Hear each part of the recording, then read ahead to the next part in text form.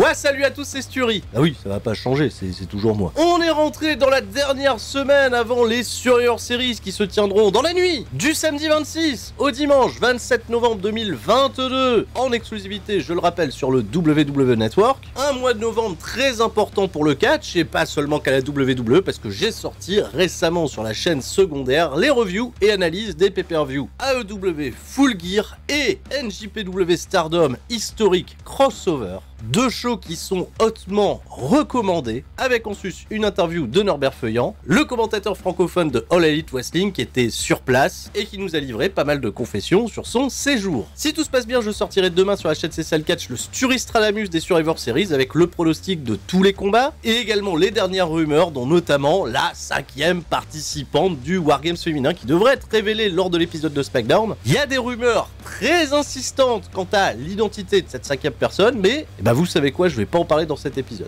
Voilà, on se garde la surprise pour demain. On est parti, ce qui nous concerne aujourd'hui, c'est le Raw Recap, ce qui s'est passé dans la nuit du lundi 21 au mardi 22 novembre 2022, depuis Albany dans l'état de New York. En ce moment, le catch, il est très présent dans l'état de New York et ses alentours. Un show assez solide avec pas mal de combats, pas mal d'avancées dans certaines intrigues, et notamment le retour de Kevin Owens qui va ouvrir le show.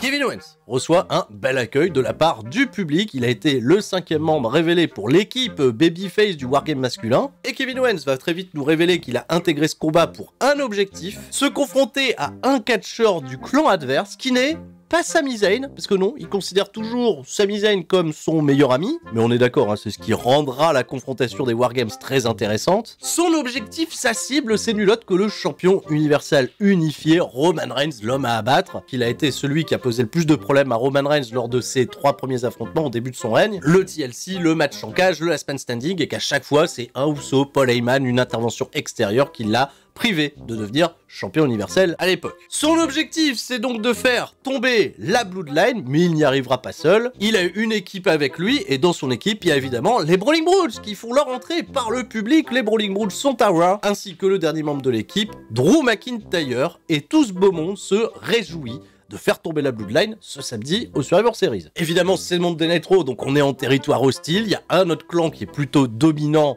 dans le secteur, c'est le Judgment Day. Et ça, c'est pas inintéressant d'avoir une confrontation entre les Brawling Brutes d'un côté, le Judgment Day, ça va très vite se chauffer pour lancer le premier match de la soirée. Gros échange d'ailleurs entre Finn Balor et Sheamus, qui sont les deux représentants irlandais, qui pour la petite anecdote se sont jamais affrontés en 1 contre 1 à la télévision, mais beaucoup en live event, et sachez une chose, Finn Balor, en 7 affrontements directs avec Sheamus, l'a battu les 7 fois.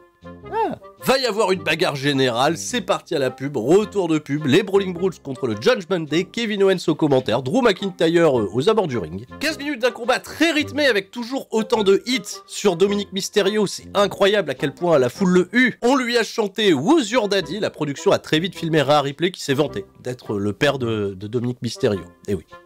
Comme ça. Et Dominic Mysterio, justement, ça va être la clé du match parce que lors d'une confrontation en 1v1 avec Sheamus, il va préférer fuir, mais pas très longtemps parce qu'il va se faire attraper et ramener dans le ring par Z aussi. Sheamus n'a plus qu'à terminer le travail avec la série des coups d'avant-bras, le Brock Kick 1, 2, 3, victoire des Brawling Brutes, une défaite protégée pour le Judgment Day, et je tiens à dire que j'ai particulièrement apprécié les performances individuelles de Ridge Holland, fils de François, qui fait de gros progrès, et de Butch, qui combine décidément bien avec absolument tout le monde. Histoire de finir en happy end parce que le Judgment Day va vouloir récupérer sa hit, Kevin Owens va porter un stunner à Finn Balor. Un début plutôt feel good qui fait bien les affaires de la bande AJ Styles, qui surveille ça au loin et qui se réjouit. Johnny Gargano en interview avec Katie Kelly qui digère pas trop sa défaite la semaine dernière contre le Miz. Eh bien, bonne nouvelle pour lui parce que la clause Eugène Sacomano a été activée.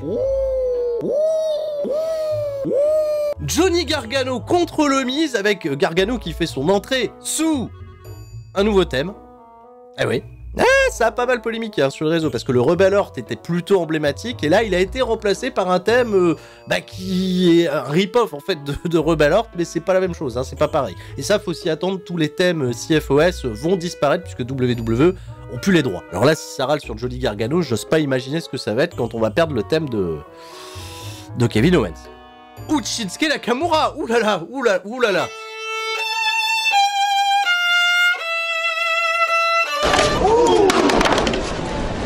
Donc on refait le match Eugène Sacomano, et bah pas du tout, parce que le Miz il va venir habillé en civil et nous expliquer qu'il n'est pas apte à combattre médicalement parce qu'il s'est blessé à la main en faisant un TikTok.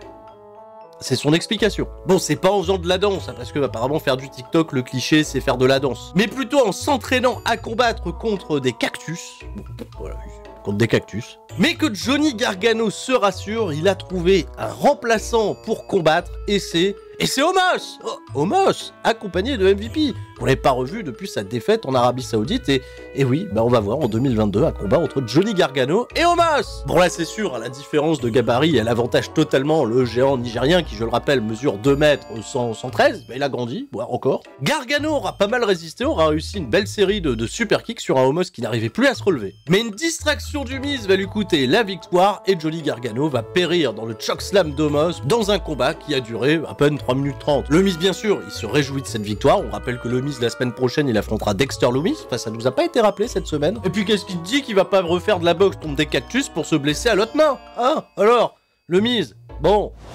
Un programme peut-être plus intéressant qui aboutira à un combat au Survivor Series, on l'a appris lors de cet épisode de Raw, c'est le championnat des États-Unis de Seth Rollins qui sera défendu dans un combat Triple Threat contre le nouveau Austin Theory, la Renaissance, et Bobby Lashley. Alors Seth Rollins, il n'est pas présent à Monday Night Raw, bon on suppose qu'il était quand même dans les studios de WWE vu la production de son interview via satellite avec Corey Graves. Et Seth Rollins, c'était assez intéressant, l'interview qu'il a faite en disant que oui, Austin Theory, il a commis une erreur, il est totalement stupide, il s'en prend à moi, mais il oublie que j'ai été celui qui a limite terminé la carrière de Cody Rhodes. Tiens, on rappelle Cody Rhodes, mais de Seth Rollins, c'est pas très babyface de rappeler ce truc-là. Donc Austin Theory, il a suivi l'interview, c'est à lui de répondre. Toujours un discours très focus, comme quoi il en a encore marre qu'on l'appelle le futur de ses opportunités loupées, etc. En fait, il regrette pas avoir loupé dans sa carrière parce que désormais, il est sur un nouveau boost, il est sur une nouvelle lancée, il est le présent et compte bien le prouver, le démontrer à Seth Rollins, mais également à Bobby Lashley qui lui a coûté son cash-in du Money in the Bank. Ce soir, il affronte Mustafa Ali, qui est décidément le souffre-douleur de toute cette affaire, et c'est encore une fois un Austin Theory bien plus motivé qu'à l'habitude qui a battu Mustafa Ali en à peine 5 minutes 30, de la bonne action, pas mal d'adversité, et un Austin Theory qui, après avoir remporté la victoire, va continuer son travail sur Mustafa Ali et être interrompu par Bobby Lashley sur l'écran géant. Il y a d'ailleurs une image qui est hyper intéressante parce que Austin Theory s'est coupé sur le front, il a une perle de sang qui goûte le long de son visage, et ça le rend particulièrement badass. Mais le temps que Bobby Lashley, ils lui disent bouge pas de là, j'arrive, je vais te casser la gueule, et ben on est parti à la pub, retour de pub, et puis là, ça y est, on a eu l'entrée de Bobby Lashley. Il n'y a pas de match officiel, il y a juste une confrontation entre les deux, qui va bien sûr déjà se faire au micro, et on a un Austin Theory qui fait plaisir parce qu'il s'enfuit pas, en fait, il veut confronter Bobby Lashley et régler des comptes avec lui, et puis là, on est parti. Petite bagarre. Aucun service de sécurité, d'ailleurs. Bah ouais, non, parce que les mecs se foutent vraiment bien sur la gueule, mais on les laisse faire. Voilà, la sécurité, c'est quand ça les arrange. Alors on pensait qu'Austin Theory, il allait prendre l'avantage avec un coup de chaise porté dans le dos de Bobby Lashley, et Bobby Lashley n'a pas vendu le coup de chaise. Et Theory, eh ben il a eu peur. Et il s'est enfui. Et je suis désolé, c'est pas comme ça que j'aimerais que Theory soit écrit. Pourquoi Theory il s'enfuit? Et même ce qui est assez incompréhensible, c'est que Bobby Lashley, qui avait plutôt un penchant heel après son attaque sur Brock Lesnar à la suite de leur combat en Arabie Saoudite, va en fait se comporter comme un babyface. Il prend Theory en chasse, Theory qui va se servir de Mustafa Ali dans la Gorilla Position comme bouclier. Le pauvre, hein. Lui il prend cher, il prend tellement cher que Bobby Lashley il a décidé de passer ses nerfs sur lui. Voilà, Mustafa Ali, il l'a ramené sur la rampe d'entrée, il lui a cassé la gueule, pas de service de sécurité. Il a posé pour le public et puis il est reparti et c'est la fin de cet angle. Et par contre, ça donne envie, hein. Le triple threat match, il va être très cool, mais j'ai l'impression qu'on a un match avec 3 twinners.